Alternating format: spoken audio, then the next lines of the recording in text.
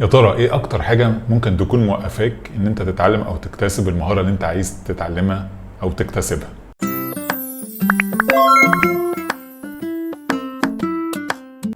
في جلسات الكوتشنج اللي انا بعملها عشان اساعد الناس ازاي تكتب كتاب، لاحظت في نوعين من الاشخاص. الشخص الاولاني اللي هو بيبقى ممكن نسميه ان هو عنده يعني عقلية النمو، اللي هو الشخص اللي اهم حاجة بتميزه ان هو لو قابل اي مشكلة اثناء الرحلة بتاعته او اثناء الطريق، يعني مثلا وقف لاي سبب من الاسباب وهو بيكتب الكتاب بتاعه، مثلا مش عارف يعمل ريسيرش كويس، مش عارف يبدأ يستمر على الكتابة كل يوم، وقتها بيدور على الحلول. يعني يشوف ايه الحل اللي ممكن يعمله اللي يساعده يتغلب على المشكلة دي. اما بيسألني اما بيدور بنفسه، لكن مش بيقف ويستسلم للمشكلة اللي بتقابله.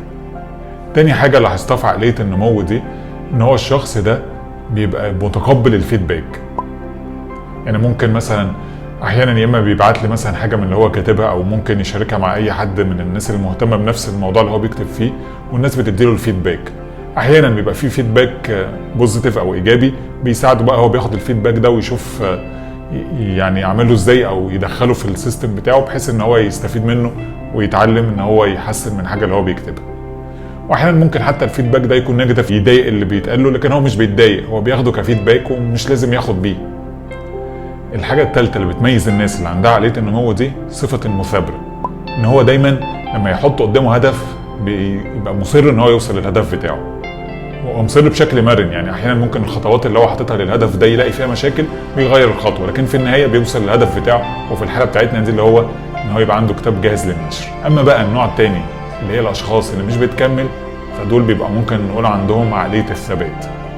اللي بيميز عقلية الثبات دي ان هو مش بيتقبل خالص اي نوع من انواع الفيدباك، سواء الايجابي او السلبي. ممكن يعني يسمع الفيدباك الايجابي وياخده يعني ان هو يعني حاجه كمعلومه كده، ما ياخدش بيها وما يحاولش يطبقها. وطبعا السلبي بياخده بقى ان هو يعني اهانه ليه، وازاي بقى ان انا ممكن حد يقول لي حاجه زي كده وممكن يحبط وما يكملش الحاجه اللي هو بيعملها بسبب الفيدباك السلبي ده. برضو الشخص اللي عنده عقليه الثبات اي مشكله بتقابله بيقف، يعني خلاص بقى كده ايه، مش عايز يكمل الحاجه اللي هو بيعملها. يعني ده وقف اثناء وهو بيكتب الكتاب، ممكن مثلا يكون حدد كتاب معين يعمل منه بحث للموضوع الكتاب بتاعه، ممكن بقى ما يلاقيش الكتاب ده لاي سبب من الاسباب، مش موجود في المكتبه، مش موجود، مش قادر يوصل له، الكتاب غالي، فخلاص كده هو يقف بقى، ما يدورش مثلا على كتاب بديل او يحاول يشوف طرق بديله ان هو يجيب الكتاب، لا خلاص يقف وما يكملش. برضو الحاجه الثالثه اللي بتميز اللي عنده عقليه الثبات ان هو ما عندوش صفه المثابره او الصبر. يعني هو خلاص ممكن يكون في الاول متحمس جدا ويحط هدف، انا عايز خلاص يبقى عندي كتاب وفي خلال مثلا فتره معينه، لكن بعد ما يمشي خطوات بسيطه خلاص كده يزهق بقى من الموضوع، ما يكملش، وحاجه تانية هدف تاني يجذبه ويسيب بقى الهدف الاولاني ده.